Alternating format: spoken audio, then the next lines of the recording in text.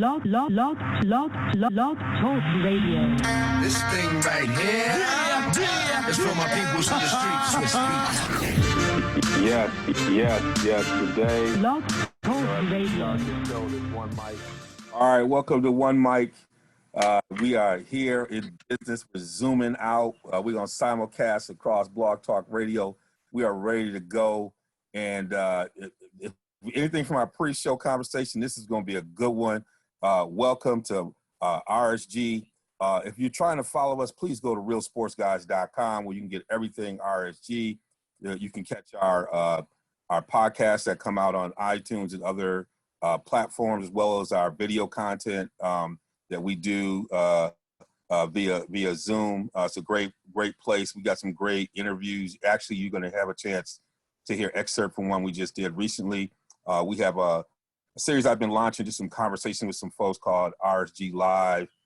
In the lounge, we have our new RSG Lounge, which has been live and great going there. So if you go to Facebook and you want to find our group page or you go to Real Sports Guys page, we can get you into the lounge where there's a lot of stuff going on in there. And both these guys have been pretty active in the lounge. But before I do, I got to bring my co-hosts into the building before we get started with the show, with the proceedings, as my man, Game Changer, would say.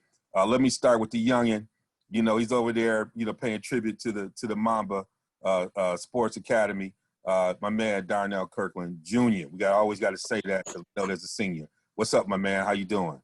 Doing great. Everything's fine, other than the snow that's coming down. But I thought spring started, but apparently it's snowing. But I can't complain. Now, I know they would have had a parade over there in Ypsilanti, Michigan, because your boy was the Gatorade Player of the Year as a sophomore. Oh, yeah. We're going to touch on that a little bit as we conversation about one and done. But, it's always good to have a homegrown boy, hit it like that. I know y'all still, even though you're practicing physical distancing, I know there was a lot of love, a virtual group hug over there. How'd you feel when you heard that? I'll put it this way. I saw my boy EJ put this on Twitter. But if you're from Ipsy and this doesn't put a smile on your face, something's wrong with you. That's right. This guy's the first guy in the history of the Gatorade National Player of the Year to win the award as a sophomore. And he's an amazing player. And to be honest, it shocked me because Cade Cunningham's been doing great things. Oh, yeah, he's been playing well. Third, you got Jalen Green, the guy we're going to talk about later today. But Imani, as a sophomore, winning this award is just such a big thing for him, the city, and just basketball in general. So I'm proud of him, and I'm happy he won. What's been interesting, and I'll hit one of the things I noticed, I was talking to my guy, Alex Polakowski, Polo, who keeps pretty with tabs on what's happening in basketball in the state of Michigan. He was a great basketball player, even though he played for the other team in Ann Arbor. But, I hadn't paid attention to national rankings, with population shifts and everything else. But Michigan had always been historically a hotbed, ranking teams. When you hear about Jalen Rose's high school teams being number one in the country, you hear about Glenn Rice's teams. I mean, these are way back in the day. But even up, Michigan has always been seen as a hotbed in I started looking at the rankings. I know these kids. Josh Jackson when he was coming up. They go, huh? I said, remember Josh Jackson when he was coming up. Yeah, so they got these academies, and they've always had DeMatha and all these places that recruited nationally. But you always had a team. If you were the best team in Michigan, you're going to be a top 15, top 10 team if you're the best team in Michigan. And I think having someone like Imani do this as a sophomore puts Michigan back on the map. Big time, I think, in high school basketball, because the team in Ann Arbor, Huron, was a pretty good team, and they battled with them, and so I think that could have really brought if we were able to have the tournament this year with him with this announcement and all this stuff, I think it would have brought some shine back to Michigan. But I was just happy from a Michigan standpoint to have. Oh, yeah, and DeVon. Yeah. And nowadays there are two other teams in Ann Arbor. I know, but I can't. I can't get into the. I ain't been around Ann Arbor so long. I can't understand a skyline. I can't. It used to just be. You had a whole bunch. You had other schools in Ann Arbor. Gabriel Richard. You got community high school that doesn't have, really sports background. You got all these other schools, but it was really about pioneering Huron at the end of the day. And now you got Skyline. I just can't, y'all have already embraced it. Skyline's been around for a long time already, but I just can't. It's something, I drive past Skyline, I just don't feel right. So it's hard for somebody who hasn't been living in Ann Arbor to like understand anything other than pioneering Huron. But I'm trying to come together with that. But it's good to see, I guess, from a Michigan standpoint, to see a young man like that as a sophomore. Hopefully we have a chance to see him even grow even more over the summer and see what happens moving forward. And he's definitely going to be the central figure and part of our discussion here later in the show, where we talk about the NBA came up with what I call a bridge to the one and done. And we're going to hit on that a little bit as well. But recently, if you haven't had a chance to go and check us out on, you hit a realsportsguys.com page. If you go to the homepage, there's some videos. We have an interview here with Sean Frazier, a full-length interview that you should check out. He is the athletic director at Northern Illinois University. But I would say, more importantly, he's an emerging voice of college sports. This is a guy who was deputy to Barry Alvarez, has built the program, has really been pushing for diversity in terms of hiring and athletics, particularly with ADs and coaches, and has really been an emerging voice. And so it's been great to have him as a friend of the program, I call it. And I had a chance to talk to him a little bit to check in 1 month out after we basically shut down sports globally. And we have a lot of percolating conversations about college sports and particularly football. And so I thought it would be good for the fellas to maybe, for us to take a listen to what he said, and then maybe for us to have a discussion once we hear kind of his perspective on, when we might see college football, what might be the possibilities with college football. So I'm going to bring his interview up here so we can take a minute to check this out. Forgot all about me. Oh, I forgot all about you. I'm going to stop saying it because I forgot to bring my boy Hank. Like the voice of, it's like, I can't forgot about you. You got me all up in the Marty Bay stuff, man. I apologize. We are in social distancing when they said y'all supposed to check on your elders. And right here in front of everybody, you done forgot about me. Y'all just forgot about Dre. My goodness. I'm like, what's going on? It's just a bunch of gibberish. Everybody forgot, but they forgot about Dre. What about me? I'm back to you, man. I will take this one on the chin, man. That's oh my goodness. And I had something to say. I was about to give you some praise and some everything else. I hope I'm still worthy of any praise, brother. Listen. With the older generation, you got to get to us quick, man. We might forget stuff. We've been sheltered in. Somebody got to call us to make sure we know what day it is. And you just right here in front of everybody, you just forgot all about me. I'm standing here smiling, just waiting patiently. I'm like, dang, I see what I got to look forward to, man. Jesus, come on. I got to stay healthy. I got to take care of y'all. Come on. But I do want to say this before you get going. I know you in a hurry, but take your time. I'm not in a hurry. You ain't got nowhere to be. I'm about to slow down. Where we got to go? I mean, I ain't got nowhere to be. I ain't got nowhere to go. Come on. Yeah, I'm gonna slow down. Give me a few breaths to make sure that these lungs still work. Come on.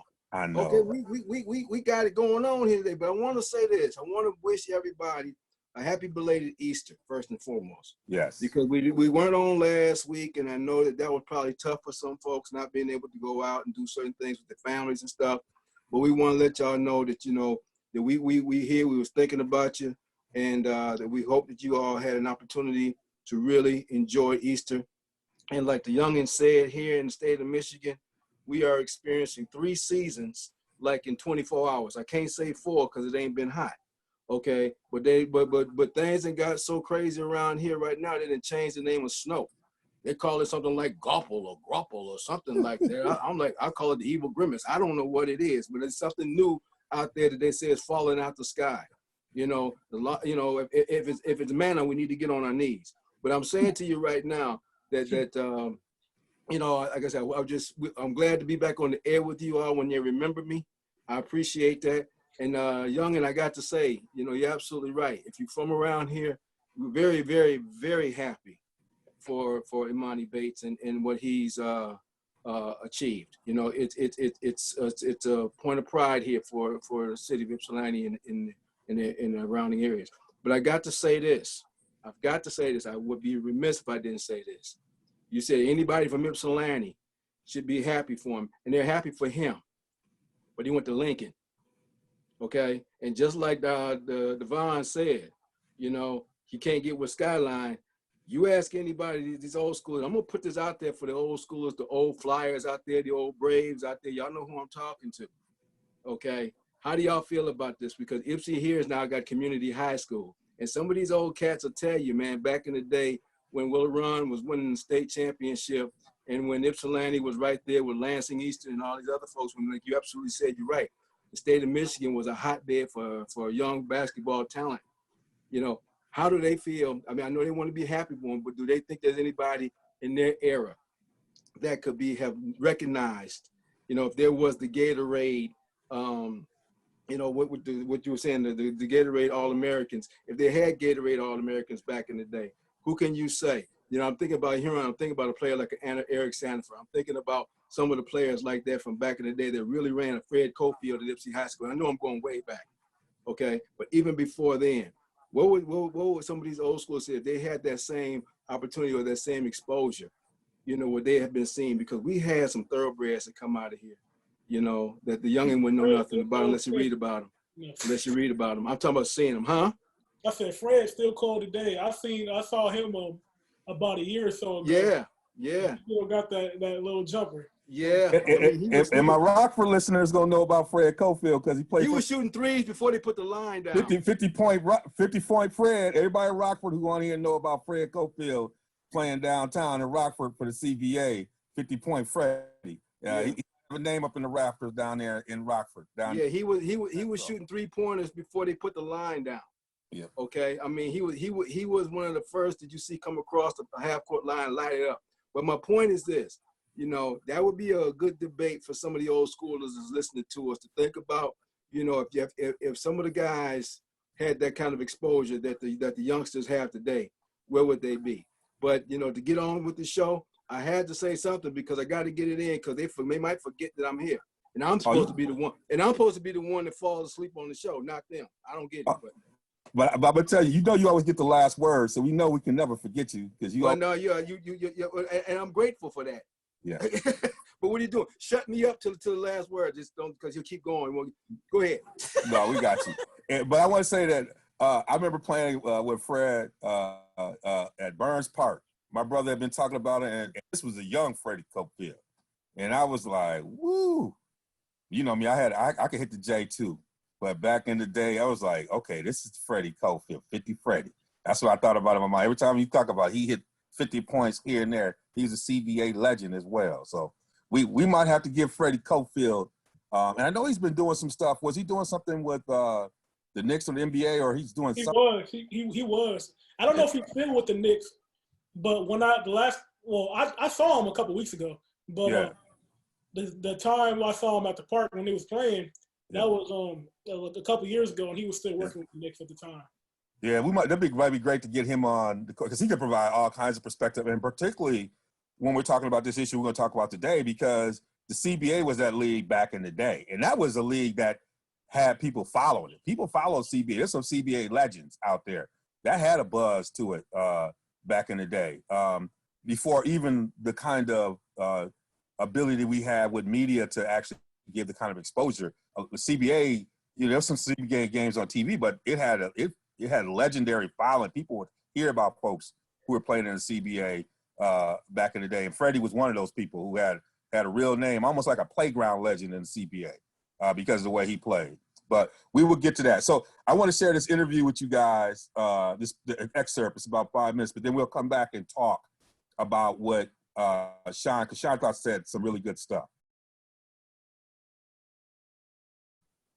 Yeah, so, you know, life without football, boy, my blood pressure just got raised up a little bit. You know, look at the models, right? Yeah. So football, for a lot of these large institutions, these Power 5 or Autonomous 5 institutions, means everything. It's built around that economic engine, right? Yes. Feed that beast. So for football not to happen is draconian. Yeah. You know, it's almost heresy. Yes. No one wants to see that happen, especially with these larger budgets that have built debt service on facilities, academic support, financial welfare, corporate marketing, fundraising. I can go on and all these different pieces. So for something like that to happen would be devastating for some athletic departments, especially those athletic departments that do not have the adequate resources or reserves to be able to deal with that, because they're pretty much living paycheck to paycheck relative to how good or bad a football season happens. So I'll just put that one out. Okay. I think that the modeling for us is a little different model. You know, we're one of the most cost-efficient athletic departments, and specifically football programs in the country. You know, I saw the ranking. We have that ranking. We're number 1 in our conference, number 2 nationally. That just came out last year. So we do it the right way because we've had to. Let's just let's be fair. But we also have maximized that, and we have done that on a regular basis. And I would also argue that a lot of our MAC brother and sister institutions have done that well. So a little pat on the back for our conference. But I will say, going back to what we've modeled, you know, a situation where no conference, no non-conference scheduling would happen. We've modeled where we just do a conference schedule. We've modeled where maybe in January we don't play any conference games because we had talked about COVID-19 maybe circling back because of the colder weather. A lot of our experts are saying that maybe this comes back after the warm winter, the warm weather goes away. So we've modeled those right away. Worst case scenario, no football, we've modeled that. Best case scenario, postponement, deferment, maybe something down the line, maybe something that happens in the fall and then finishes up in the spring semester. So again, all of the models are on the line. We're constantly doing that. And if you are a good forecaster or a budget manager, you're constantly making sure you have that data in front of you. But I think the bigger issue and the most direct question, if that does happen, if God forbid football does not played in this academic year, where we see it in 20 fall and 21 spring, if it doesn't happen, we will see, quite frankly, a major shift in higher ed and specifically athletic departments and how they will function, because financially you'll see a lot of issues relative to the funding model of college athletic departments. So I'm not the first to say that. I think people have said that during the course of the time here, but I think it's built on a house of cards relative to how much financial is built into the sport of football. If you take a look at what happened with the men's basketball tournament, you know, that the tournament went away, it was projecting around $600 million about what was lost in that regard, right? You could probably take, I'd say 3, 4, maybe 5 times that amount in a college football playoff series. You're talking about amounts of resources and dollars that are built within the TV contracts and how the operations of Division I FBS football at the Power 5 level operates. So it's significant wealth. And I'm not necessarily saying that that's the right thing. I'm just saying that that's how the business model is set up. So henceforth, there's going to be a lot of motivation, my friend, if you look through my good eye, to make sure that football season happens, especially at the Power 5 level, because of the fact of how many people are impacted relative to how that thing goes. So I think at the end of the day, we will have some level of football season. I think the bigger issue is what's going on with COVID-19. Nobody, and I can say this very, very, very upfront, is going to put health and safety situations in front of in a scenario where we're going to bet the fact that no one contracts this virus and unfortunately passes away. So henceforth, we're going to have a sign-off. We're going to have a vaccine. We're going to have a major person in the medical community that basically says, you know what, it's okay to conjugate now. It's okay to bring our teams together now. And because we're out of the woods. We're out of any type of a lack of safety. And I think that right now we don't have that. That's why we have the uncertainty. And that's why we're modeling all these different ways for college football. We have a long way to go for that. Yeah. I don't know what chancellor or president is willing to step up and say it's okay to bring our teams back. It's okay to have a football season if they don't have sign off by the right medical experts that are basically going to say that we either have a vaccine or we have a way to control this so other people don't get sick. So there's a dilemma right there, right? I might be Captain Obvious with that, but at the end of the day, that is really the issue now. And that's why the financial impact of what's going on is such a draconian conversation. So, I mean, y'all have had a chance that, there's a lot in there, but you have Paul Feinbaum on one side saying, if they come back in football and you don't have students on campuses, football will never be the same. You have Bruce Pearl, who is on the basketball saying, it's like, it's important to play football because of the role that football plays in terms of funding scholarships and other auxiliary opportunities. I mean, it's auxiliary funding that goes to other places in college and universities. Football, a lot of these institutions fund things in athletics, but also things outside athletics. But you had a chance to hear this from Sean. I'll start with you, Hank, in terms of just your response to what you heard him say. See, I agree with everything he was talking about in regards to what sort of plans you can put in place. But bottom line, the thing he said in the last 30 seconds is the big deal. If there's not a vaccine, if there's not a sign off, you got to understand. You're talking about 18, 19, 20, 21, 22-year-old young men putting their lives on the line to play football. If there's no vaccine, that's not going to happen. And no parent in America is going to put their kid out there to play football just because the institutions needs to make this money. I fully understand. But the thing about this is because there has not been a real clear message on COVID-19 on what it can do.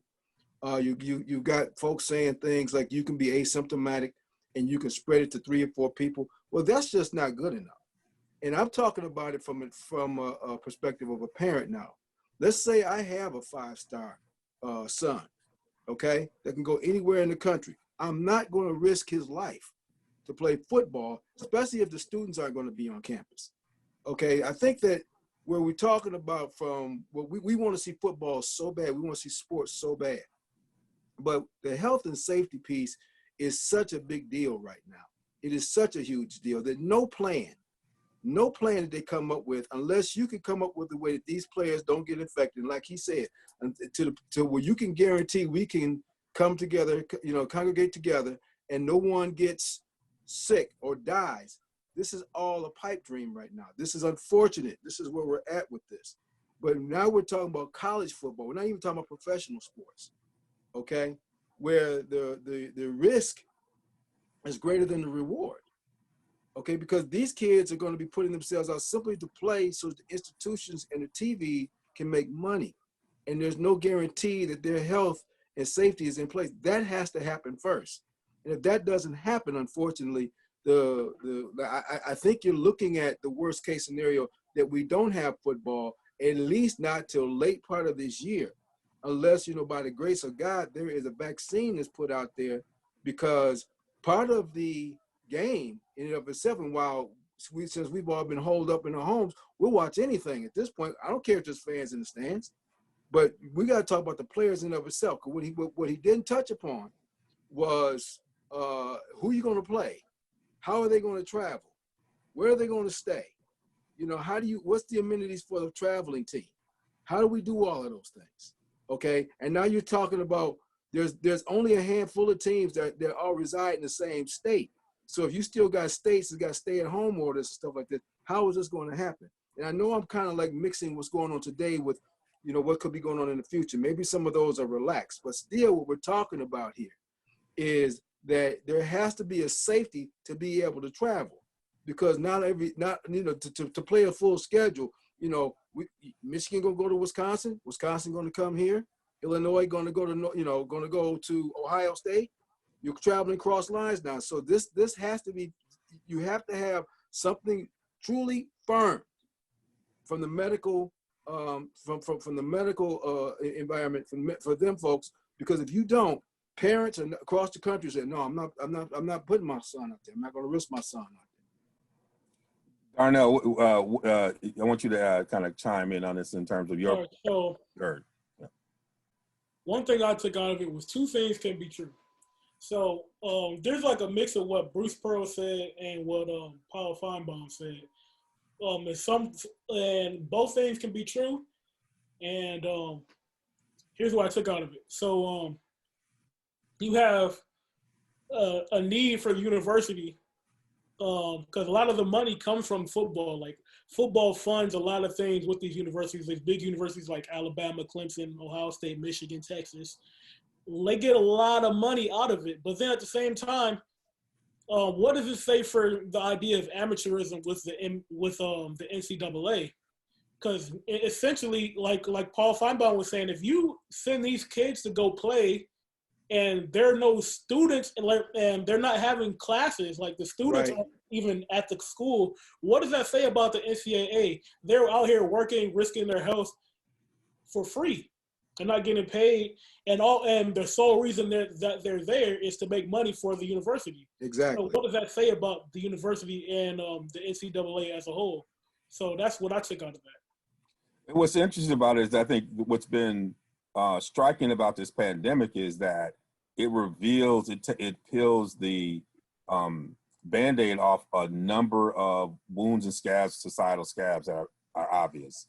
I mean, we're finding a lot about, we're understanding the impact of the inequities we've had in health and care and support in poor and working class communities and their ability to respond and connect. Like we're seeing the most vulnerable. We're seeing the impact on higher education and the role that sports plays, and all these things that people were saying before are starting to be challenged because of this conversation. I think the points you just made, Darnell, that the linkage, the deep connection, and the way it's coupled between the success of sports and how it's been built into the business model for these institutions.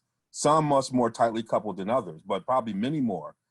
And the way in which these institutions and many of these campuses have subsidized, unlike places like Wisconsin or Alabama or some of these places that are pretty self-sufficient, or Michigan, where the athletic department is pretty much probably working in the black in terms of revenue, where some of these other institutions, they just see this as a necessary thing that they have to do to be considered a viable institution. There's a lot of subsidy that's going on. And so that all these things are being exposed right now because of the pressures. And it's interesting that people look at it. You know, the other part about this is that many of the folks have been saying before the vaccine that the important part of this is that we have testing available, that we can work upstream, that we're not in a situation that the only way we can test you is if you have 101 degrees, that we have testing available where people could do it at home, where people could have, where you can work upstream with a lot of folks and begin to track it more, which could allow for the economy to open up. If you see the economy open up, if you see some sense of some residency on campus, even though there can't be this convening where people are actually taking classes, which people are going to take classes. So even these student athletes are going to be taking classes, probably in the fall. It'll just be virtually. But if there is some type of residential component, is it an absolute, or is it as absolute as Sean said, or is there some middle ground where we have enough testing? They think that they have enough control. They've opened up the economy to about 70% where things are happening. Do you see there's a percentage there that could create a scenario where you are playing football in empty stadiums, even though students are there? Could you see a scenario like that? No. Huh? You don't think so? I don't think so. But there, like Hank said, I think there has to be like you have to have a vaccine. There has to be something like that all players had to be vaccinated for this for COVID-19 before we can return to play, and something like that would be there. But I think it might. So you're talking about you're talking about a spring season then, because I think I just saw what the NIH director or someone came out and said they think they might have something. It felt like it was like on a 12-month, because you have to run these trials, and you have to do a lot to that. So you're looking at a process that you're probably looking at maybe a spring season. Is that what we're probably looking at, you think? I'll go to you. Looking at a spring season, or what are we looking at? I think that the powers that be are going to do everything they can to get some sort of athletic competition this year. Now, I've heard that there's some media outlets that saying that there could be a vaccine for first responders as early as 8 months, and if they can push that out. A spring season, I wouldn't be surprised if, with all said and done, if there is a vaccine, let's just say, we hope against hope, sometime in October, November, December, there's a vaccine that can get in everybody. I wouldn't be surprised if they didn't start trying to play football in late January, early February.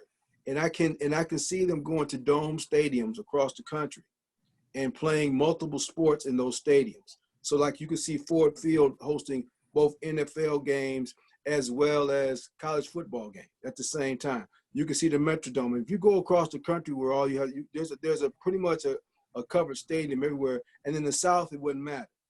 But I can see that sort of innovative thinking to get something up and running. I don't see anything where once an all clear has been given, and whenever that all clear is, there is going to be some semblance of we're going to play this sport. And even if we inundate the markets with everything such as it is, because it's going to be such an overflow of wanting to do something that pretty much everything is going to be on the table. You can have a March. I can envision a March, maybe I even say a February, where we're seeing football, basketball, hockey, and even baseball getting. You can see all the sports playing in a month that's not traditionally called for all sports and playing. Where October used to be the one where they all get started. I can see late February, okay, in this scenario, because the minute that something happens that gets the people out of their houses, it's going to be dependent upon all of these places to get it going and get it going quickly. And I think what you're seeing right now, and what he was talking about in your interview, there's plans in place. There's plans in place that when we are able to get going, we're going to go with plan B, plan A, all the way down to plan W to get it going. And the plan W is in February. I don't see spring per se, but I just see what I see is just sports until we can't take it no more, just to kind of catch up. And then while that's happening, I can see them trying to come up with when seasons are supposed to be playing. But I see everybody jumping on, trying to catch up 2020 in early 2021, or maybe even earlier than that, like even in December. You can see seasons starting in December. Yeah, and what I'm anticipating, you're not playing any non-conference. It's probably just conference. That's about, you can play 8 games, 9 games. And if you think about the break between Thanksgiving and when the bowl season really gets going, there's a few weeks. Sometimes they have a few weeks off in between the end of the season and bowl games that they're not playing. So even if you ran that the way you're talking about it, you might be 3 or 4 weeks past what a normal national championship game would be, given the break that you normally have there in the winter, if you were able to do something like this. Folks are going to figure this out, because part of it is also the psychology of the country. So it's not just an issue around money, but there's something that we learned from 9/11. There's a space that sports plays in the healing of a country that's right. Is symbolic, is also part of that. And I think college sports plays a very important part of that healing process, I think, for a lot of folks. I know a lot of times we are into the amateurism conversation, but I think there are probably more people touched by college sports, and I would say college football. And when you think about it across all divisions, the number of people who are impacted through those experiences, from the folks who go walk around the corner from y'all to Eastern Michigan to whatever that live for that experience and that tailgate and that connectivity. Yeah, they've been doing it for 25 years. They've been meeting up, and it's like a reunion experience for them.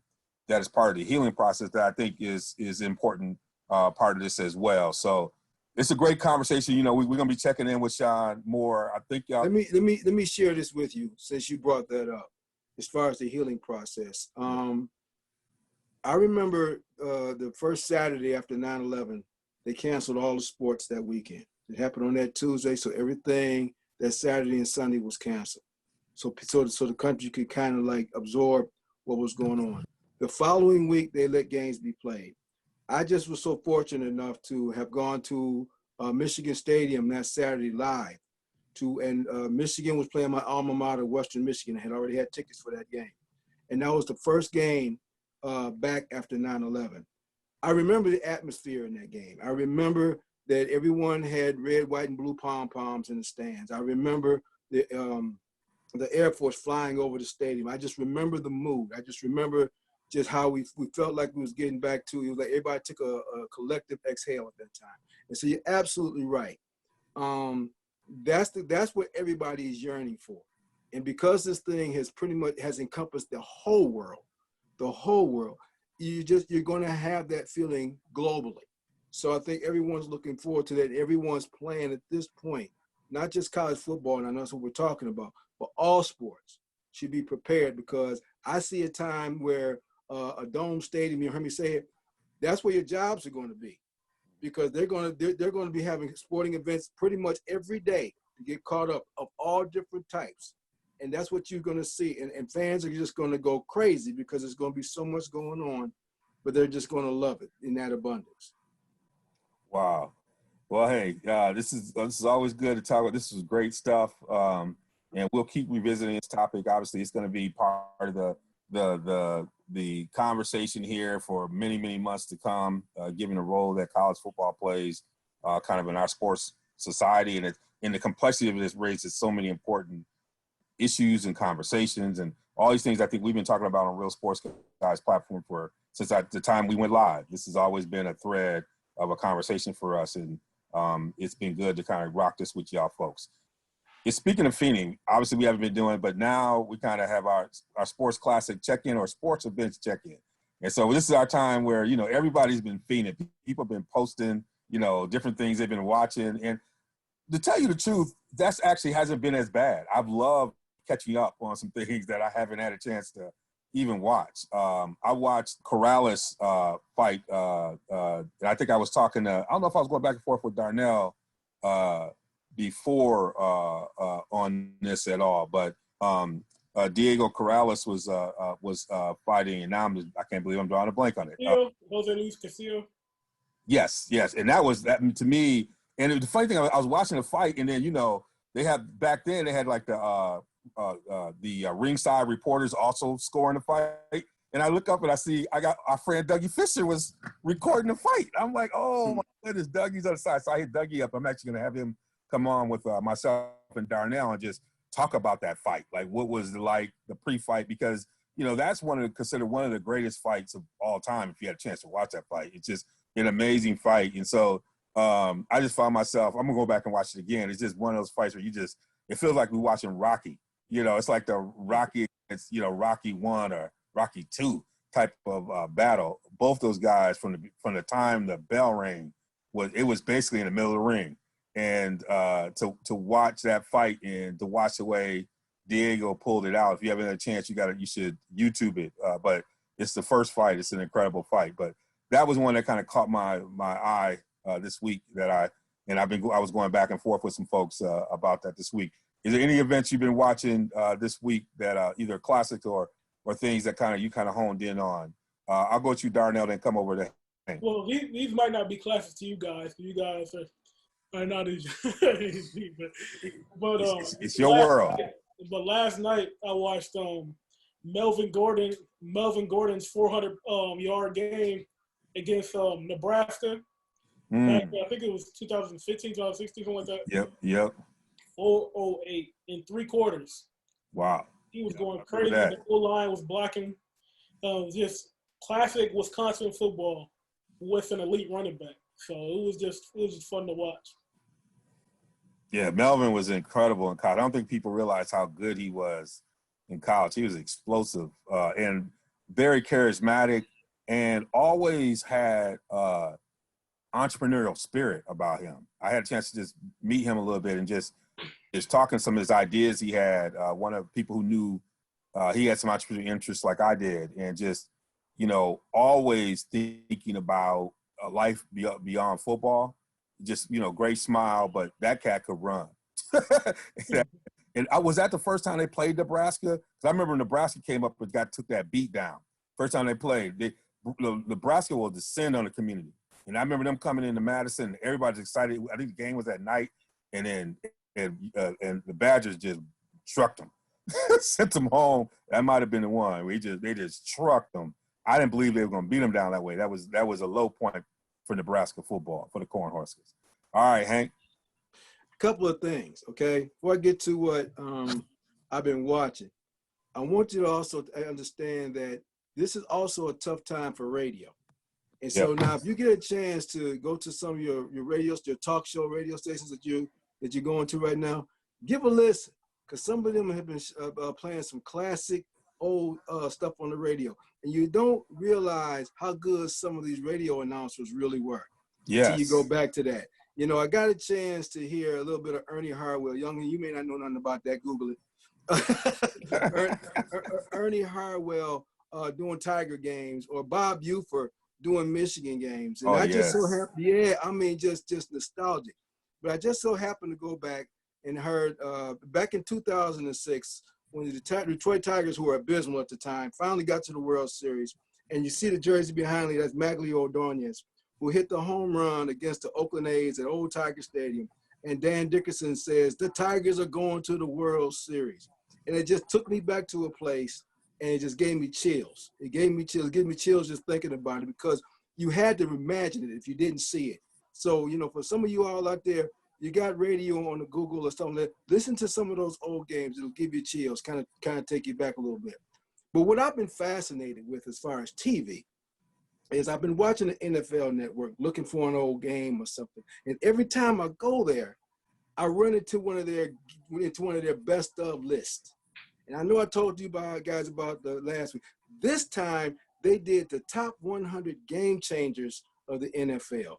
This guy's was amazing. It was awesome. It was absolutely awesome. I don't want to give away, and I won't give away number one unless you ask me to. But they had things on the list, but the ones I'm going to mention was not number one. I mean, you had like Pete Rozelle, the commissioner, George Halas. You had people on there like Instant Replay, Paul Tagliabue. You know, again, Joe Namath was on this list. Deion Sanders was on this list. Barry Sanders was on this list. Jim Brown, just game changers of the NFL. Lamar Hunt, the AFL, the Super Bowl. I mean, this thing, and things you didn't even think about, and why they made this list.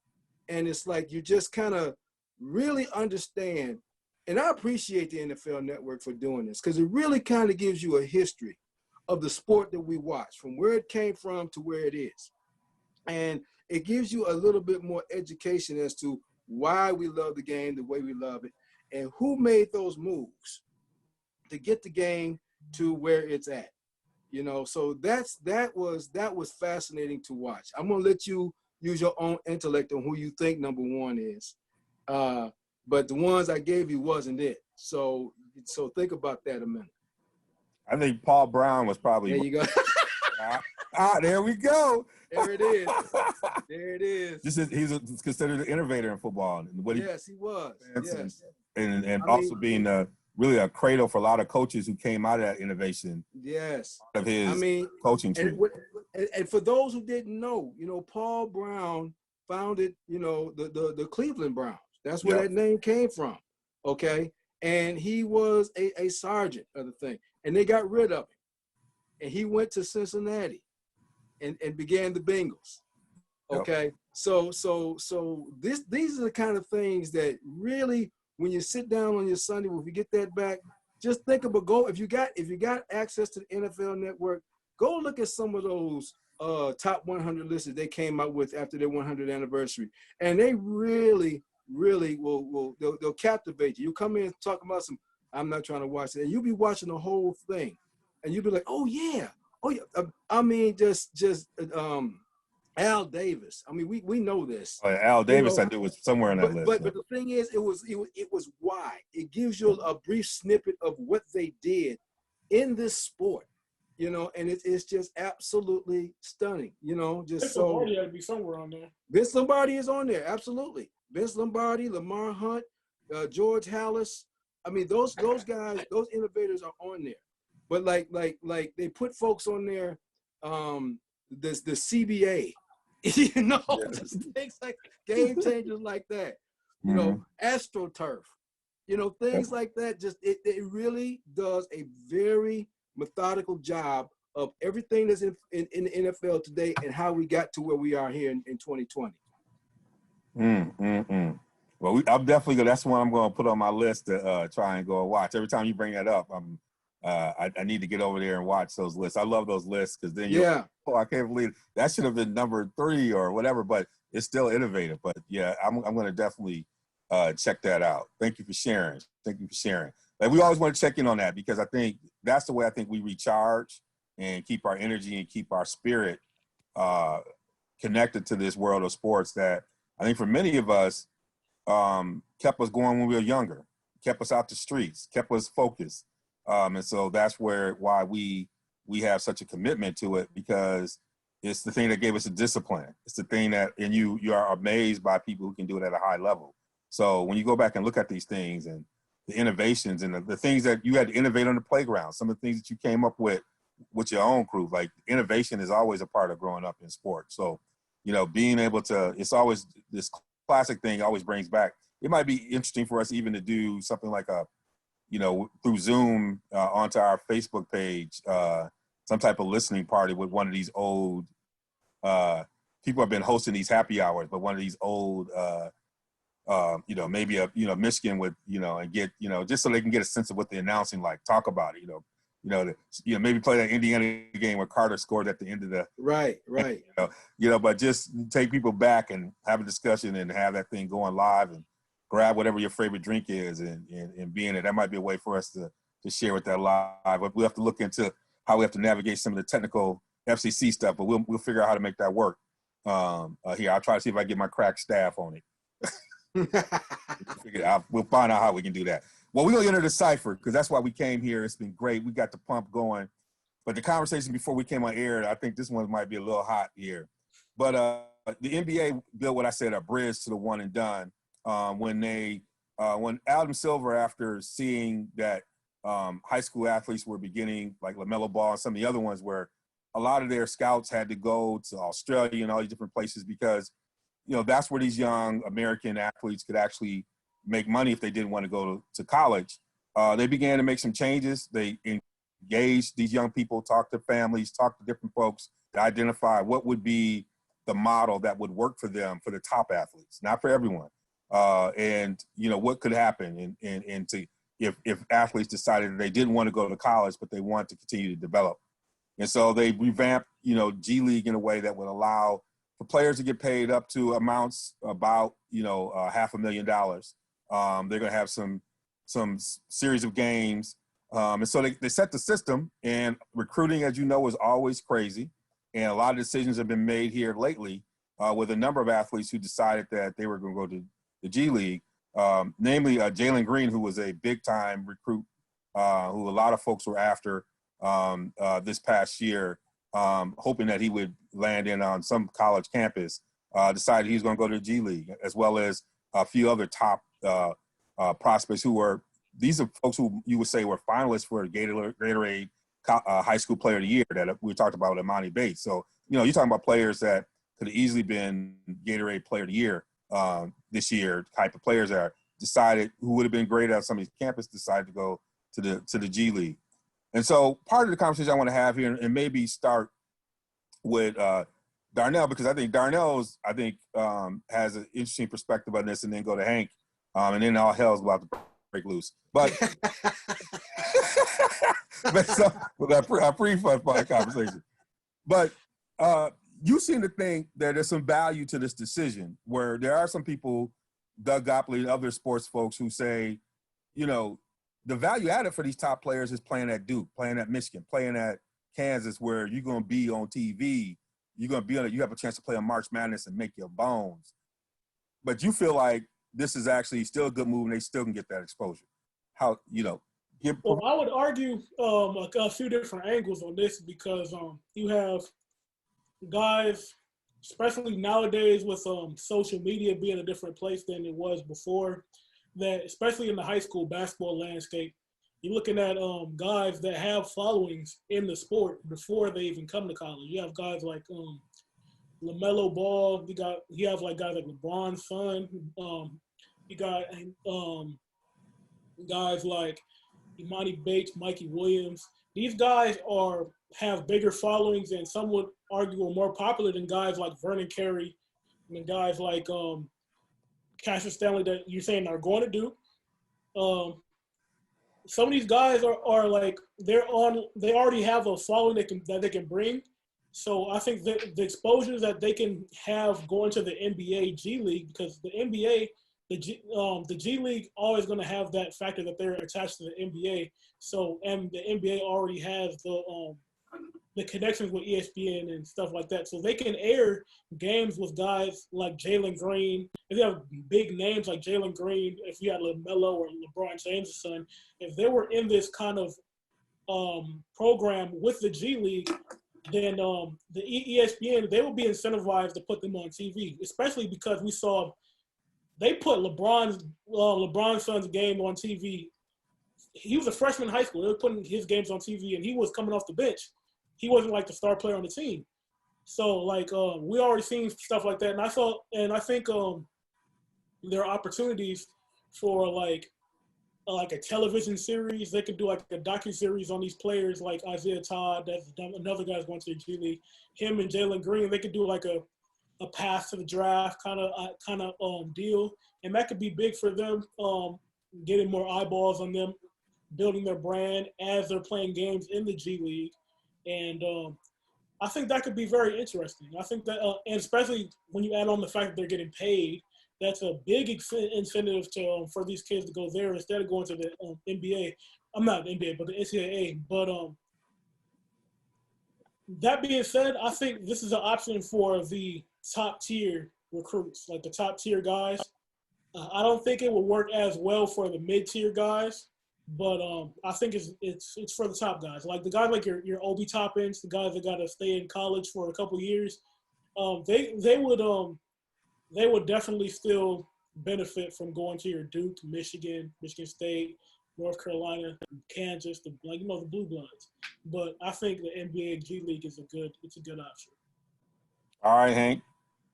I know you have a perspective on this. I do, and I got a question to ask first. I got to do my lawyering right here, okay? Even though I ain't one, I play one on TV. Outside of the young fellas that we're talking about, that we're talking about top tier, how are you rounding out your roster in the G League? With other guys in the G League. Huh?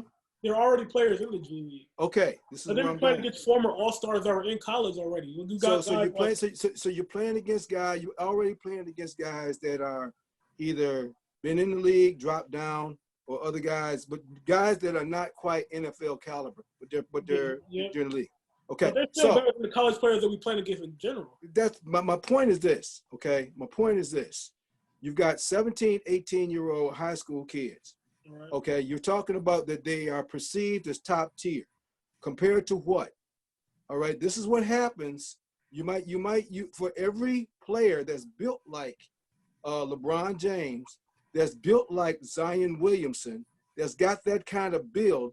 Okay, you have just as many that's built like Ichabod Crane, but they got game. All right, they can shoot, they can go to the hole because they're going against freshmen and sophomores in high school that don't look good, but their tape looks fabulous. So let's go to what you just said about the social media and the following.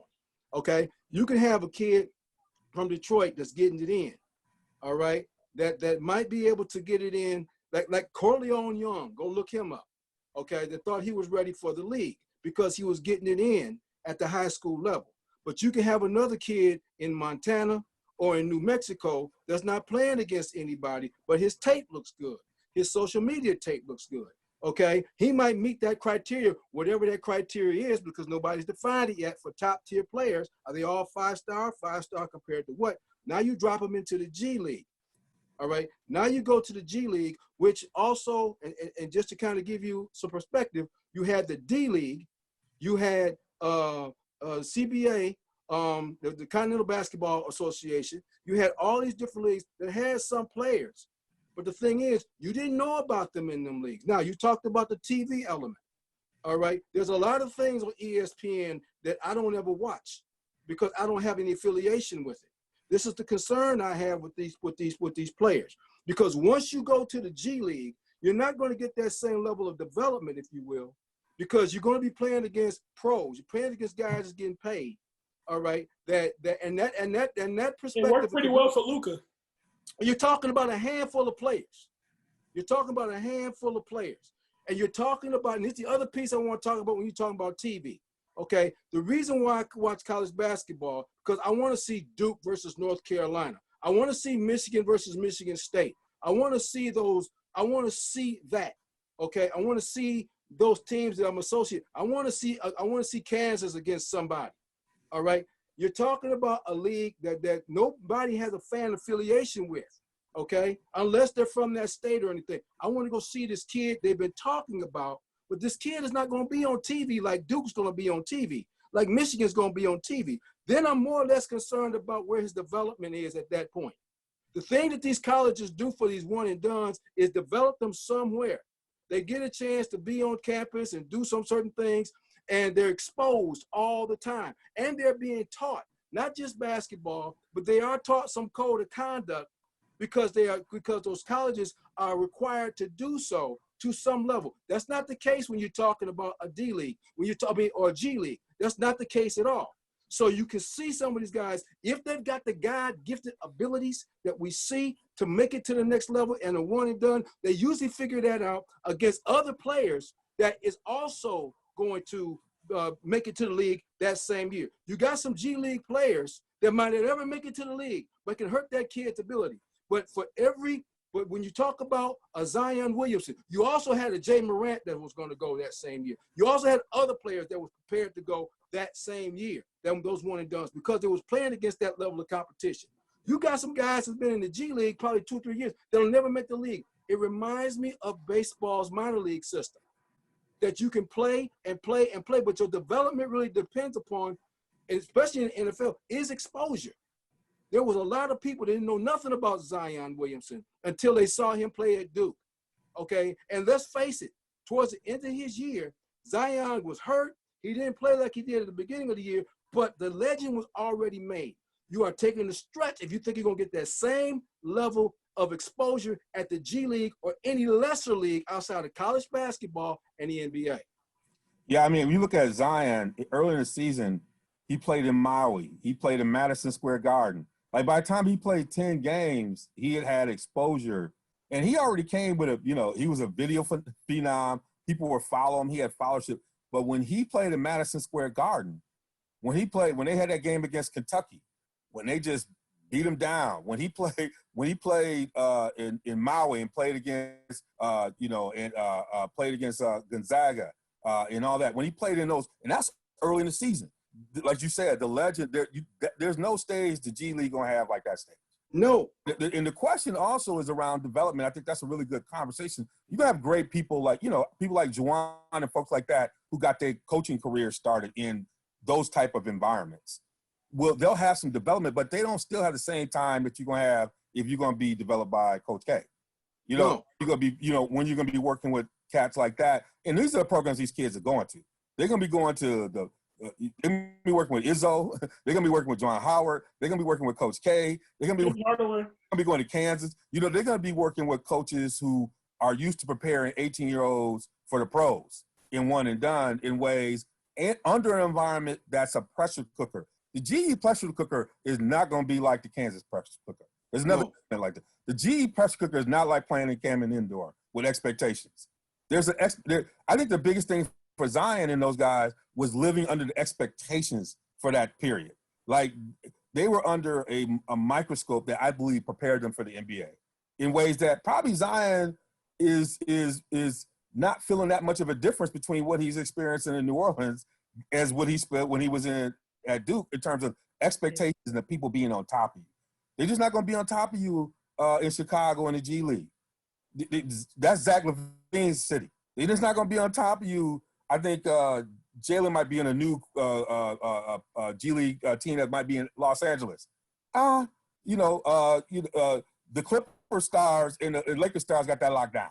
Like, that's where the eyeballs are going there. So there's a pressure cooker element they missing, even though the compensation is there. And then I think the other thing that Gottlieb raised was that the NBA is asking executives and other people to take pay cuts. They're going to be asking players to take pay cuts.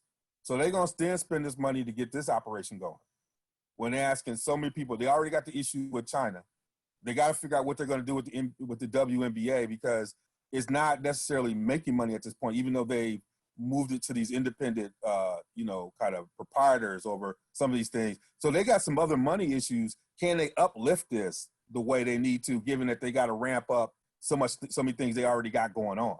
That's the other question that's in place. Given the stoppage coming out of the stoppage, is this going to be prioritized? And you have to question. And you have to ask yourself this: are you going to stop watching college basketball to watch the G League?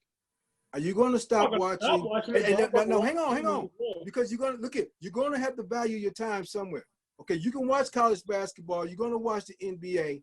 Okay, now during the season, they're playing. Okay, you have synonymous. You have college basketball and the NBA going on right now. That's why people are going nuts, because we lost out March Madness and we're starting to wrap up right into the playoffs. So you're going to have to ask yourself, for the G League, where are you going to find your audience? Okay, this is the same issue that they had with the WNBA. Okay, that you've got to find an audience. And the thing is, with the G League, you have to be really a geek of these players coming out of high school to follow them. You got to almost play the role of a scout to want to follow them, because you don't have any other thing to follow them with. You absolutely, DeVon made a beautiful point. If you've got a team in Los Angeles, but you got the Clippers and you got the Lakers, okay, if even here you got the Pistons, okay, you can put a team downtown, okay, but who's going to watch that? You have to ask yourself that. You are going to have a lot of your enthusiasts. You're going to have a lot of people just like you, Darnell, that's following these kids out of high school that looks good, or this recruit that everybody wanted. Now, he better go out there and he better clown, and he sure enough better make it to the league next year. Because if he's 2 years in the G League, that's where he's going to die. So this is the thing. If he's 2 years at Michigan, he gets a third year to get his game together. But if he don't make it in the G League after year one, he's done. He can declare for the draft all he wants to. But nobody picks him up, he goes back to the G League. I know what the NBA is doing, and I think it makes sense. That means they can recruit whoever they want to. If those kids don't make it, they can put them in the G League just like a minor league team that will develop there, and they better develop because somebody else is coming out. My thing is, if you take those kids, they're your tops, and they don't make it, they're done. That's where they're going to go to die, because I'm going to keep on looking at the next thing at the college level, because I know the NBA knows too. These kids that's going to be in a Juwan Howard or Coach K or anybody like that, or Izzo for 3 years is going to be ready than somebody who's been in the G League for 2 years. That's how it's going to go. Well, it's interesting because I think, Darnell, you make a really interesting point. You said, well, what about Luka? And I said, basketball heads knew about Luka over in Europe, but Luka actually hit his bones once he started playing. Yeah, but I'm not talking about us knowing about it. I'm talking about his development as a basketball player. Yeah. I'm talking about when we're talking about these European players and players that are coming from overseas, like Luka Doncic, guys like Porzingis, guys like Giannis Antetokounmpo, guys like Ricky Rubio. These guys have been playing against the same, pretty much almost the same level of talent that you'll see in the G League, except for the G League's probably be better than your Barcelona league or something like that. But that's what I was arguing. Like playing against players that are going to be of a higher caliber is going to help them develop more than playing against. Because obviously some games you're going to be playing against Kansas, Duke, Kentucky, but most of the time we're going to be playing against guys like Mississippi State, Mississippi, teams that are kind of average, but the players are not going to be at the same level as guys that like haven't made the league but are in the G League. They're still like the level under the NBA. Like you got guys like Melo Trimble, guys like Carson Edwards, guys that were all stars in college that are in the that are in the D League, those guys are going to be better competition for them to play against. And I like your development piece. I think the one thing you run into is the issue that I think Hank just dropped. The one thing they better do is you better play. Right. If you don't play, the thing about being a one and done in college is you have a chance to get that first NBA contract. Yes, you do. Exactly. If you don't do well in this G League, and your stock starts going down because they got more eyes on you. Right, you have more tape. There's a marketing piece to it that might get lost because you don't have all the hype come with you. You have the development opportunity, which means they have more real data on you. Meaning that, God, this guy's going to take, we thought he's going to take a little bit longer. So that kid that went and played at Carolina for a year,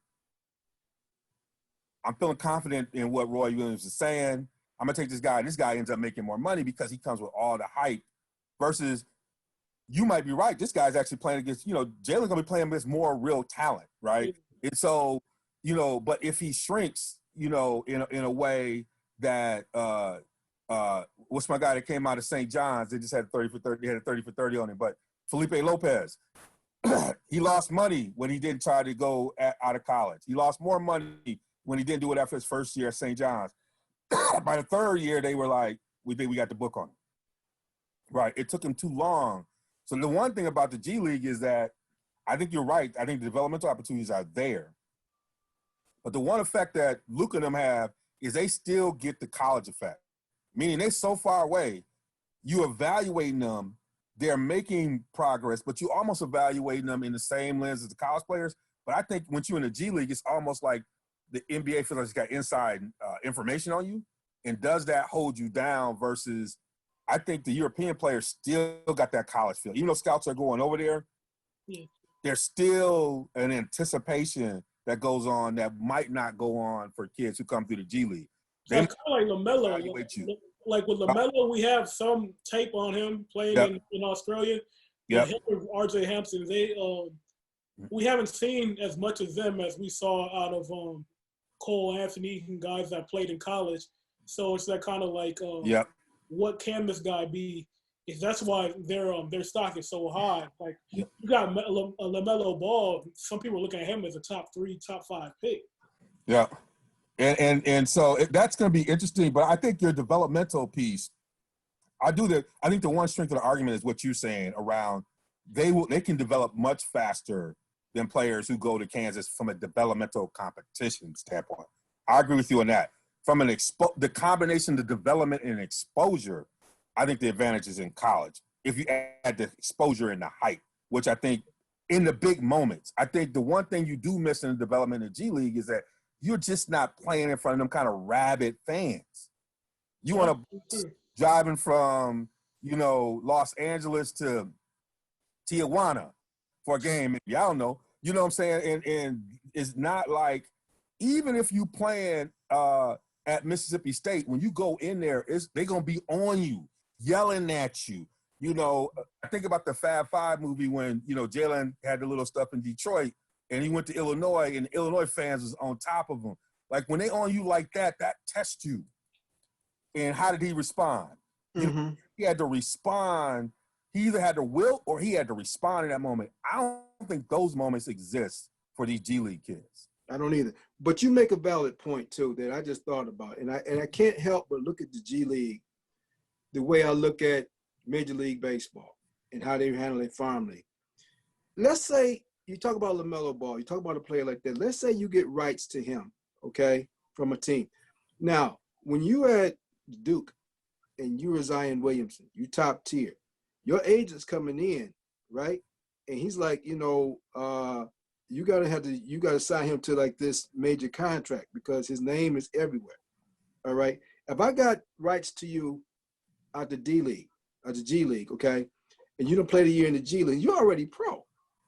All right, I can put you back in the G League. All I gotta do is keep rights to you. I can put you back in the G League and then sign you to something else because I got rights to you, okay? Because your name is not out there like that, okay? That's gonna cost you money because, see, a Zion Williamson, before he signs any contract with the NBA, he can sign endorsement deals. Why? Because he was at Duke. He's been exposed. That exposure again. This thing encompasses itself, not just being a social media darling, but this other piece. Okay, he can sign shoe deal is huge. He can sign shoe deals. That's the one thing you got to be afraid. That's the one thing that concerns me about this. It takes a lot away. The NBA ain't stupid. Okay, they're not stupid. They know what they're doing. They can sign a lot of, and that's the idea. I can sign a lot of these top tier players if they develop for lesser money than if I get them out of college, because they don't have that same exposure, and I can use that to my advantage. Okay, and if for whatever reason they don't come out, they come out a little soft.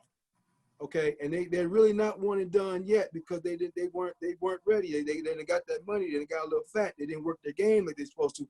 Now they spend a second year, maybe a third year, all of a sudden, I'm signing you to a 10-day contract. And you might have all the doggone talent in the world.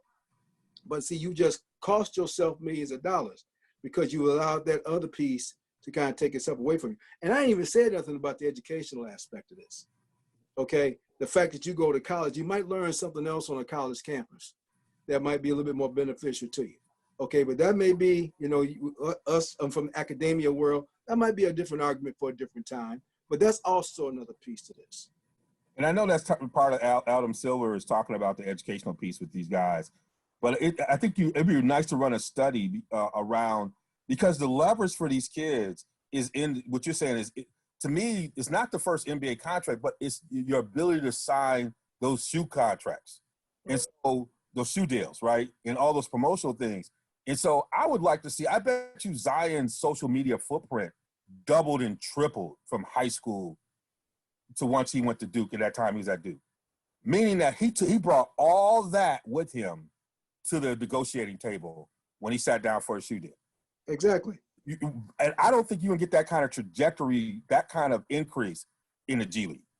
I just don't think you'll bounce. If you will get $500,000, which nobody is getting in that year, but what you lose in terms of it's almost like, to me, it's like being an underground artist today. Back in the day, cats had to take their demos, hope an A&R person would be able to do it. What these cats do today, because of the way they understand the business model, is by the time they come to a company, they've already demonstrated they can be platinum because of the way that they've already done their mixtapes and everything else before they get there.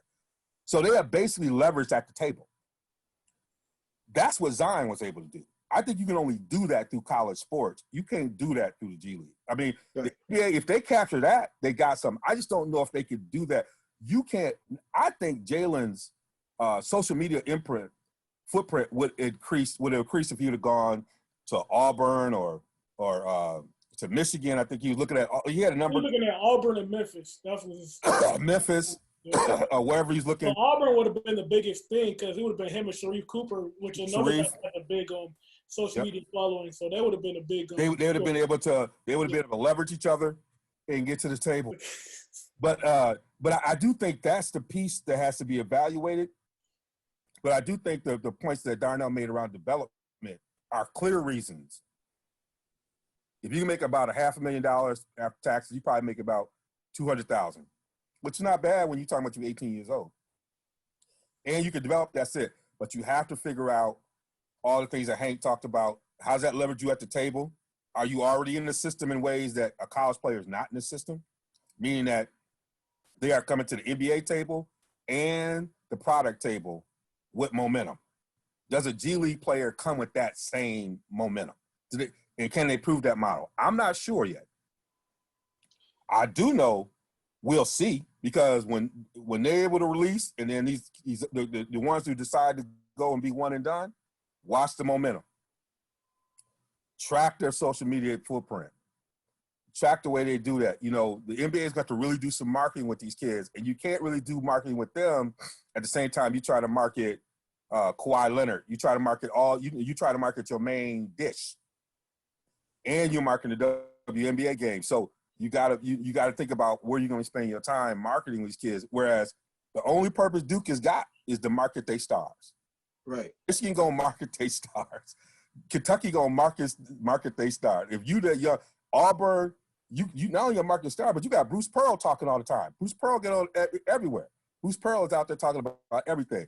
Sharif is gonna get benefit just from Bruce alone. Bruce is going to hype you. Bruce is like a hype man.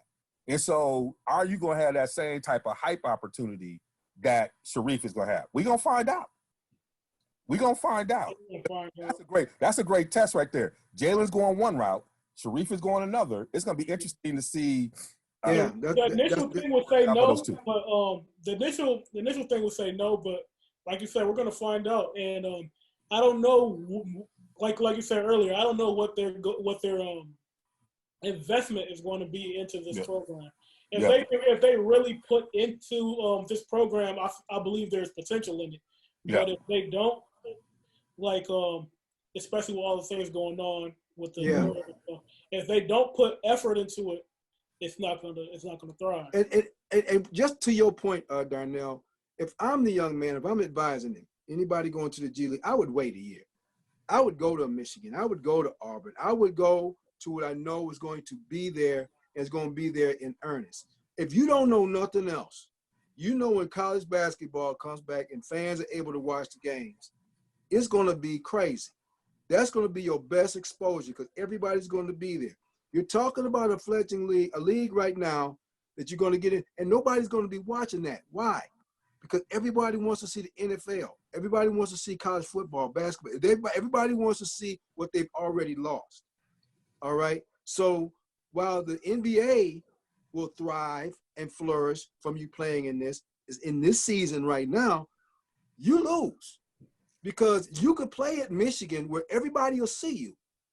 Go one and done and make millions of dollars. You're not going to make millions of dollars that way, okay? You're going to be a second thought. And in this season right now, you're talking about business right now today, starting today. You need to be at Michigan. You need to be at any major college that was on your list right now today because that's going to help you in the long run. But if you don't, and you want to take that $250,000 and throw away millions, if you think you're worth that, that's bad advice to me if I'm advising these kids. Because right now the G League is not what it's not the public's priority. Okay? That's not the public priority as far as sports is concerned. Public priority is getting back to sports they've lost, not gaining another. That's a good point. Okay? And so he could make buku's money after his first year at a major university. Okay? And then really make some money. But he's taken a short-term gain for what could be long-term reward because I need this now. And that to me is not a good fiscal decision. Well, before we go drop the mic, the one thing you just said, this will be the most watched March Madness in history. People have been feeling after losing the March Madness. If there's any March Madness you want to be playing in, exactly, it's the one that's coming up now. It's my God, the exposure March Madness in history, and if there's anything that's going to be played, I trust in our science folks, our medical people, our incredible frontline folks, the people who are involved. We have incredibly gifted people who are trying to figure this out. My sense is we will have a March Madness, and we're debating football. But given the trajectory, we're talking about having a vaccine, there will be some type of college basketball happening. My sense is that if we're following the timelines and stuff like that, it fits for those sports that could be winter, spring in terms of being able to be played. If there is a college basketball season and you one of these young guys, this is the one you want to play in because this is the one that'll have eyeballs on it. It will have the kind of thing. So your point, the G League decision might be a good one even after this year. But if there's a year to play, this is it. This is the year to play. Because the interest, like you said, the public is trying to re-engage with the things that is lost. And that's a big time visible space that people, even the novice, the regular people the people who are not sports folks pay attention to March Madness. That to me is a symbol that we're back to normal. If we're able to do that, there's gonna be a lot of eyeballs on it. All right, Hank, this has been good, man. This has been a great show, y'all. I just gotta miss it. I'm glad we put this together. I know we really went in today, but I know we've been fiending. We've been going back and forth with the text messages, and just felt good to get back in the booth with y'all. And so for you new people, we always drop the mic. We always have the elder statesman and statesperson in the room in the booth have the last word, and that's our man Hank, who's going to drop the mic. Thank you. You know, there's been a term that's been going around lately over these last several months, and it's called the new normal. And that means that pretty much after all said and done, things aren't going to be the way they used to be. Well, I just want to remind everybody that the good book says that there's nothing new under the sun. So while we're sitting here in what's supposed to be our new normal, I want to kind of give you guys a little bit of kind of what's going on. That once was all said and done, what are we forced to do today? We're doing things that we haven't done in several years. First thing people do when they call you on the phone. First of all, people calling each other on the phone. First and foremost, simply to say, how you doing? People are hanging up the phone and they're saying, stay healthy, stay safe. If you happen to go out to the grocery store, you're seeing folks say, stay healthy, stay safe. You got folks going out doing things they haven't going and seeing about their elders, even though Darnell DeVon didn't do that today. But we see about our elders, we see about our old folks. We want to make sure they're doing all right. All right. We're showing ourselves while we're so physically distancing, we're coming closer and closer together. We're finding more concern. What I'm hoping that this happens is once we see our new normal, that we maintain this. And maybe, just maybe, that as teammates, we start to come together a little bit. As teammates, maybe this permeates to other places. Maybe we start to see a more camaraderie. We start to see more sportsmanship. We start to see more kindness. And then maybe after that, you might see things that we've probably never seen before from our sports teams, from our leaders, okay? And maybe we start to see teams and folks like that emerge like they had never emerged before. And maybe one day we might see the Detroit Lions, as the good book says, there's nothing new under the sun. Blog Talk Radio. Peace out. This thing right here is for my peoples in the streets. Yes, today. Blog Talk Radio.